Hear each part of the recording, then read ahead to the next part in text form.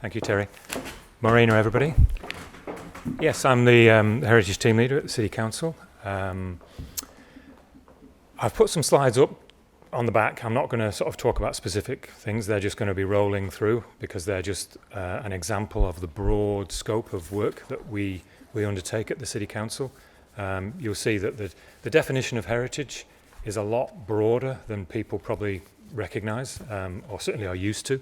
And that's something that has developed in recent times in a sort of a very progressive way, that heritage is everything about where you are. It's not just the bricks and mortar, it's everything. It's all about a sense of place and where we live and our place in this country and on this planet.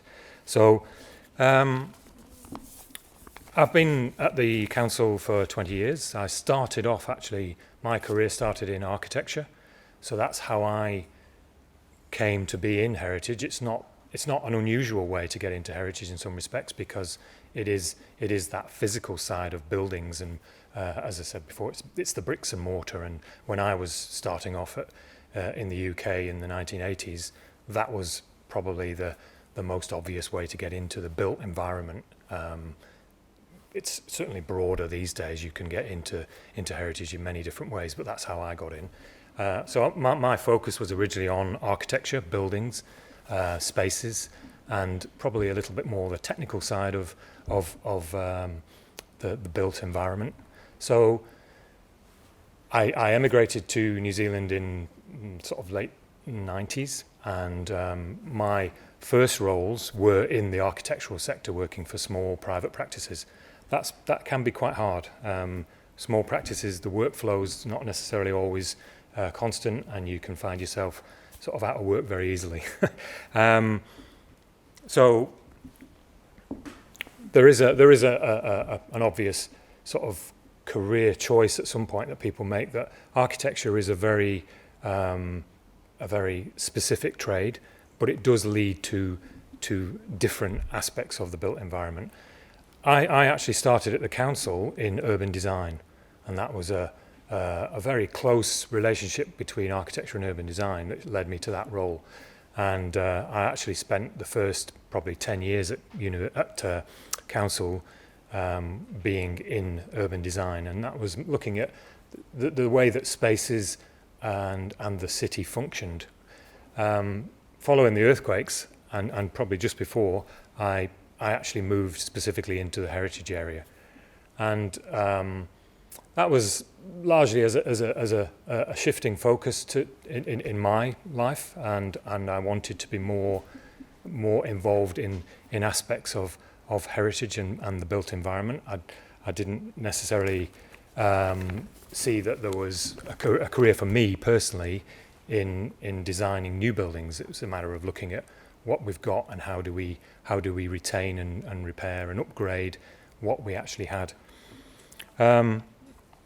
So that's, as I say, a fairly not too unusual path into heritage. There's a number of people I work with who've taken a similar route into heritage. I became the team leader of a team of 7 people in 2015, and that's kind of brought slight changes to what I do, and a lot more administration and bureaucracy. Working at the council, that is one thing you do have to get used to. It is a big organisation, it's a political organisation, so you have to do things that are part of that system.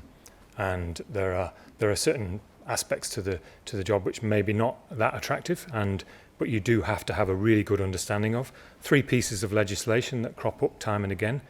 Obviously, the Resource Management Act. I don't know how much you've been exposed to that, but that's the crucial piece of legislation that dictates all aspects of the built environment and the natural environment in this country. We then have the Local Government Act, which determines how we go about operating as a council. And then we also have the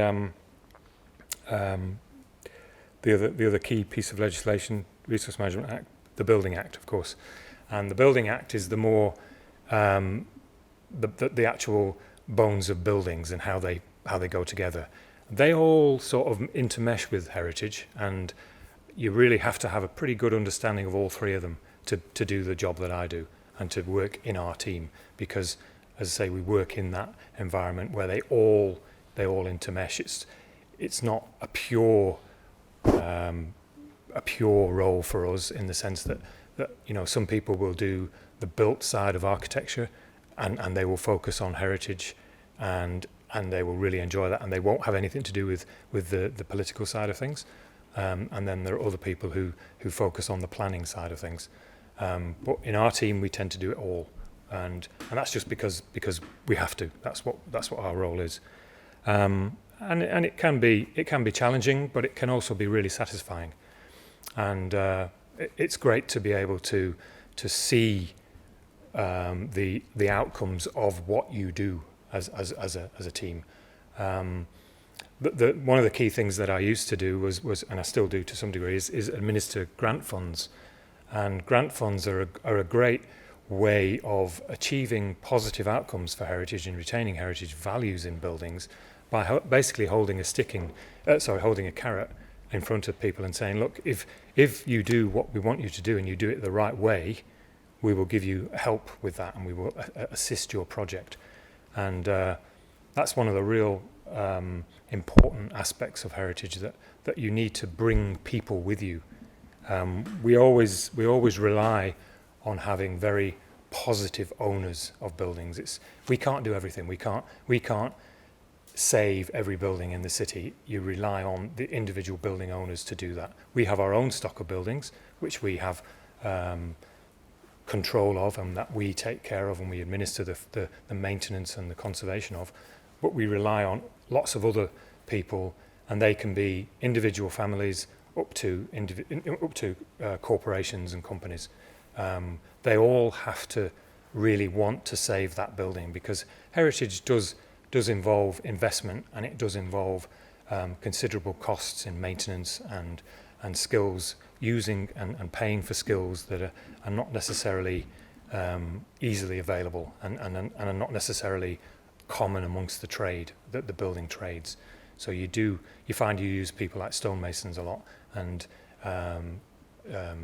carvers and people who have got specialist skills in glazing and roofing, slate roofing, working with materials that are not necessarily common materials like slate, lead, stone, and that does involve obviously extra expense.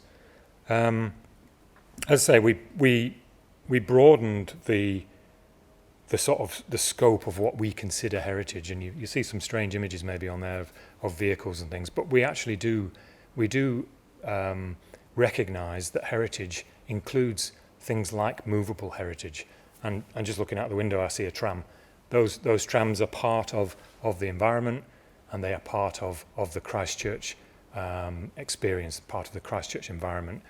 We recognise things like the Littleton Tug is another great example of movable heritage that would have been not recognised as heritage when I was starting out in my career training.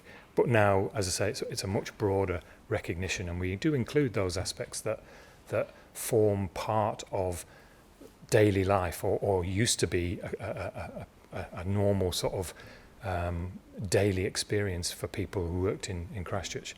The trams are a great example of that, to bring back to life aspects of how people used to live here.